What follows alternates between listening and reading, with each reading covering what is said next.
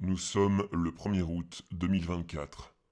Malgré la volonté politique de l'ensemble des pays de l'OCDE et du Bénin qui a voulu participer, permettant d'effectuer des recherches scientifiques de pointe sur le vieillissement des cellules, nous y sommes. L'élite intellectuelle et scientifique du monde entier n'a pas pu éviter l'inévitable. Jonathan Declercq a 35 ans. Jonathan est vieux. Selon nos experts, il est très probable qu'à partir d'aujourd'hui, il ne puisse plus aider son prochain à être autre chose qu'une incapable merde. Livrée à elle-même, l'humanité tout entière risque de revenir à l'âge de pierre. Où ça, la fleur?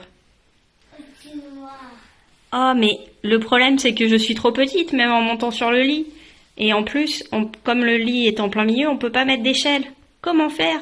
On n'a qu'à demander à tonton John.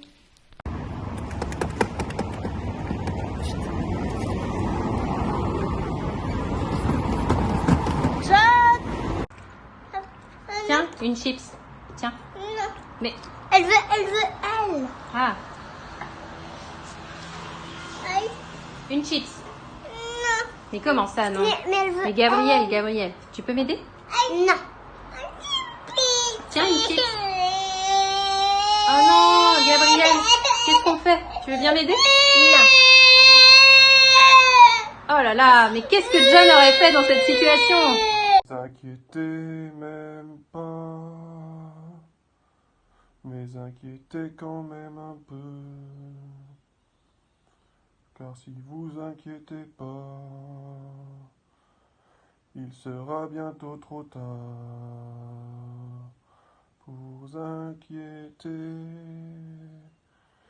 Inquiétez.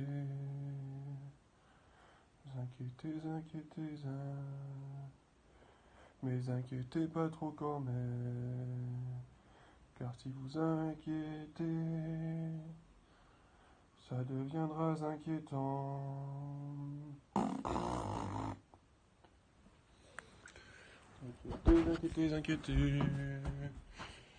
Inquiétez. Inquiétez-vous. Inquiétez. Mais inquiétez même plus du tout. Inquiétez un petit peu.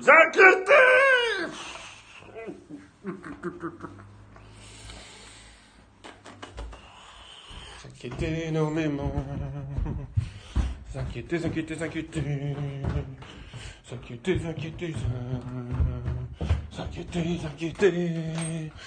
S'inquiéter beaucoup. S'inquiéter énormément. Et s'inquiéter même plus du tout. S'inquiéter vraiment pas.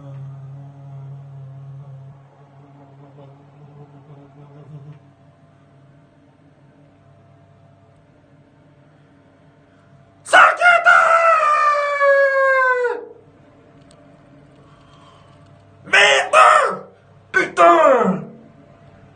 Que ferait ce diable de Jonathan Declercq?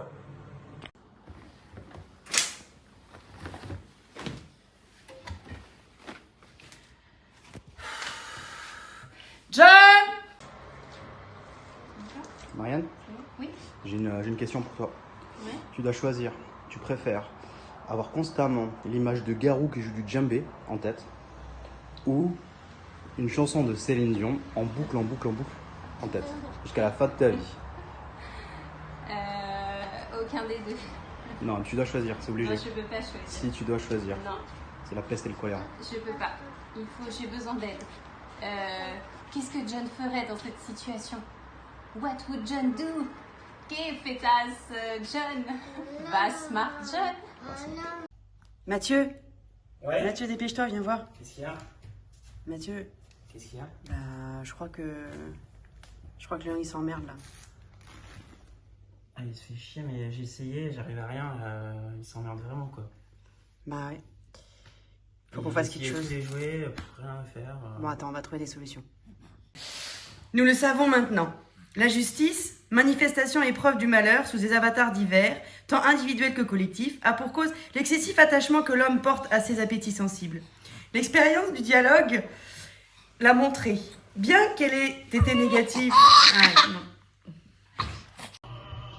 Allez, on essaye.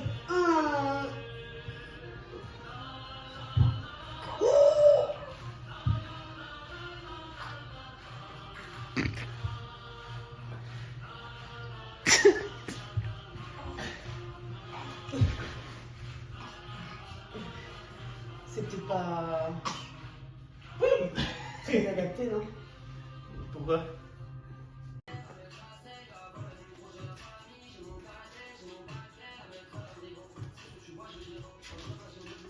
Denis, ça marche pas du tout là, il se fait chier. Hein.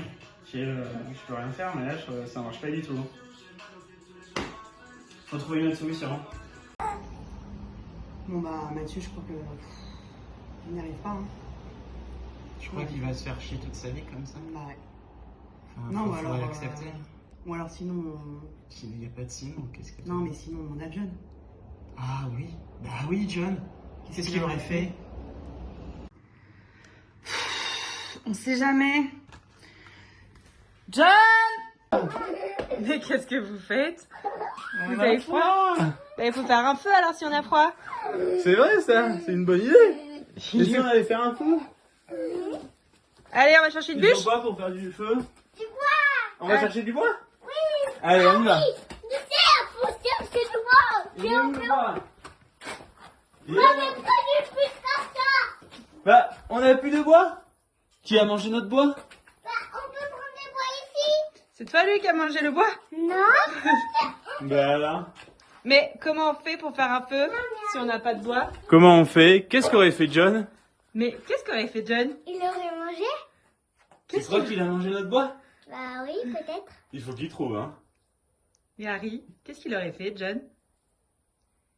Tu mangeais tout le bois.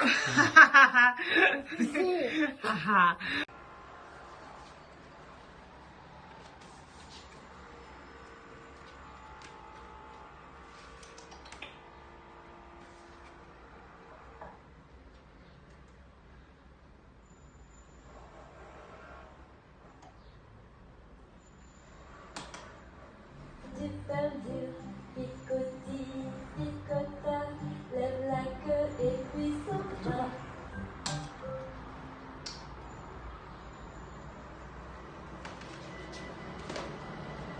Ça c'est...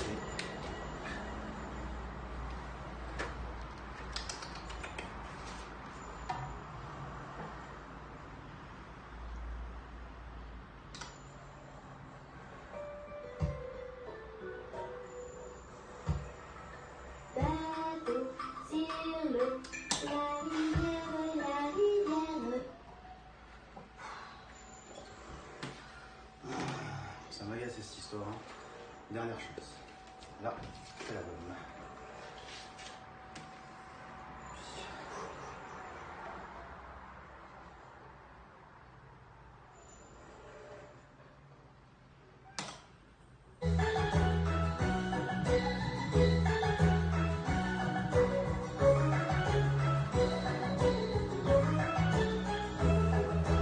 Dans sa maison, un grand cerf, Qu'est-ce qu'aurait fait John dans cette situation?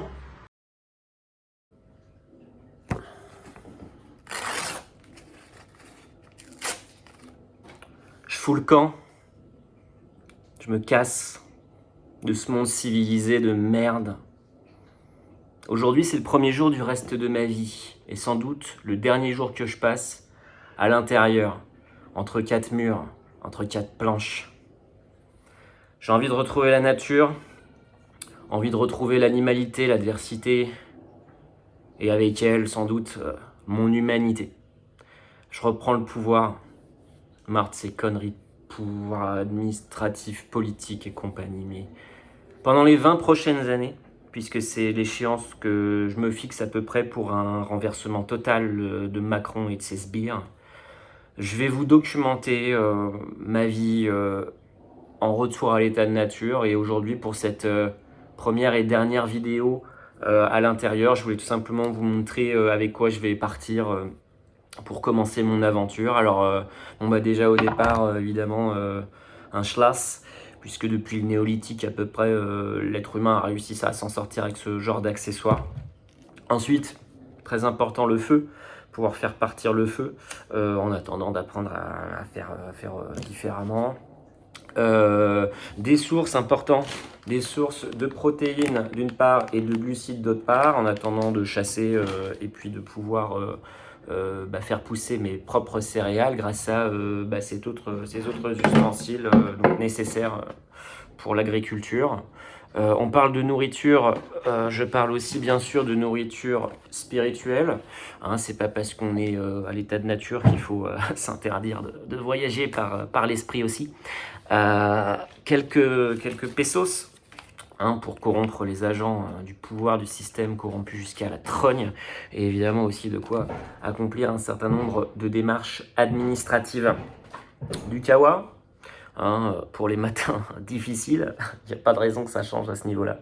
Et puis de quoi sécuriser mes petites propriétés privées pour le jour où on me cherchera des noises. Voilà, je pars avec ça, le cœur léger, prêt à dire au revoir à cette civilisation de merde, et on se retrouve pour une prochaine vidéo au cœur de la nature. Allez. Ciao.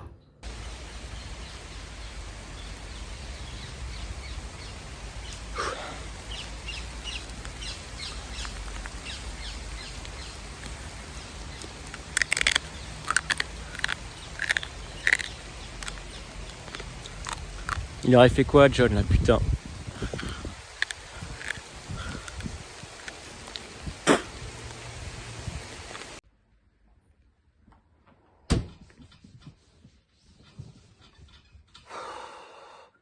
John! Ah non, ça il sait pas.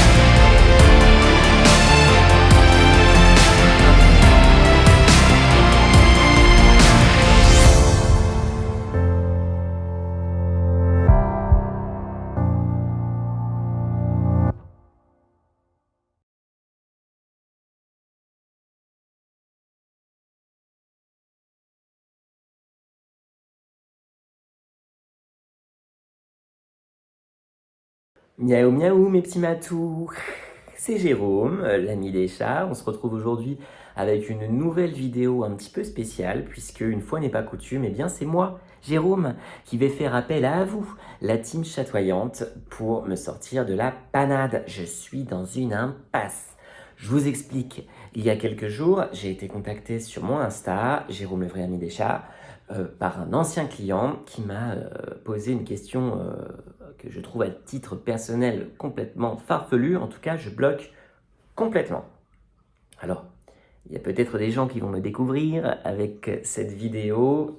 Au petit malin qui me ferait directement un procès en incompétence, je vais rappeler mon CV. Je ne suis pas n'importe qui dans l'univers des chats. Je suis un éducateur connu et reconnu, spécialiste du comportement félin et détenteur de la cassette depuis une quinzaine d'années désormais.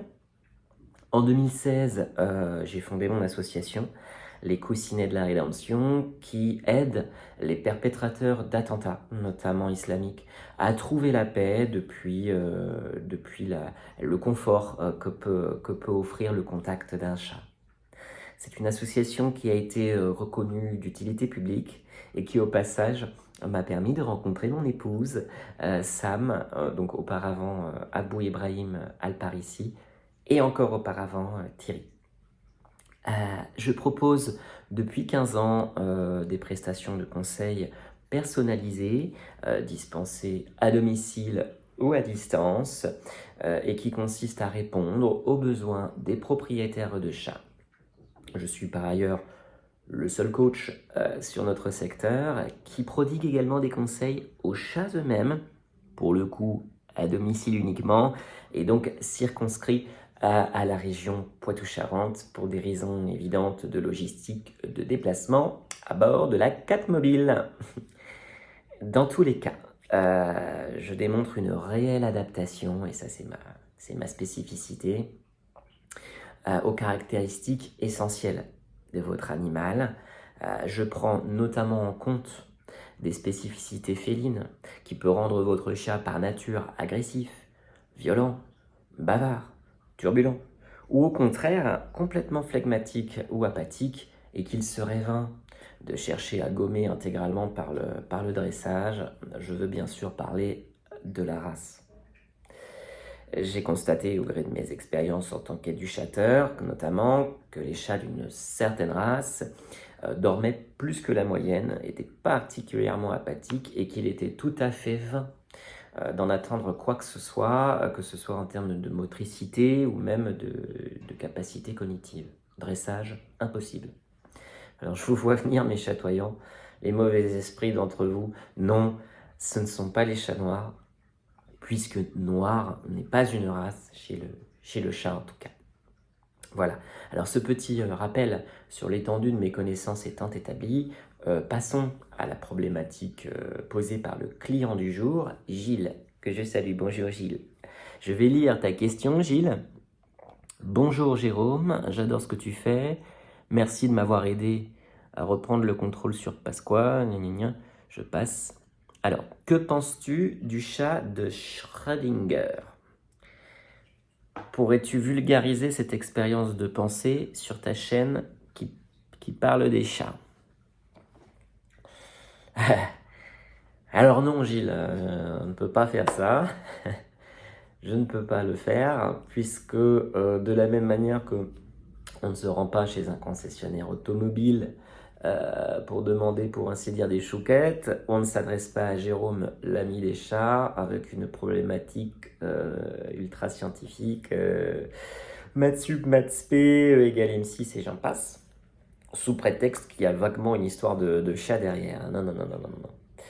J'en appelle donc, pour te répondre, Gilles, à un membre éminent de la team chatoyante, et ceux qui suivent la chaîne depuis longtemps savent déjà de qui je parle, pour expliquer à Gilles en 3 minutes ce que c'est que le chat de Schrödinger. Donc avec des termes simples, je cherche un esprit scientifique, je cherche un esprit synthétique, un esprit clair, pour que l'on fasse ensemble une nouvelle vidéo d'explication du chat de Schrödinger. Ça me paraît être une mission tout à fait dans les cordes de mon ami Jean-Baptiste. Jean-Baptiste, c'est pas seulement un chatoyant, c'est également un sacré ingénieur.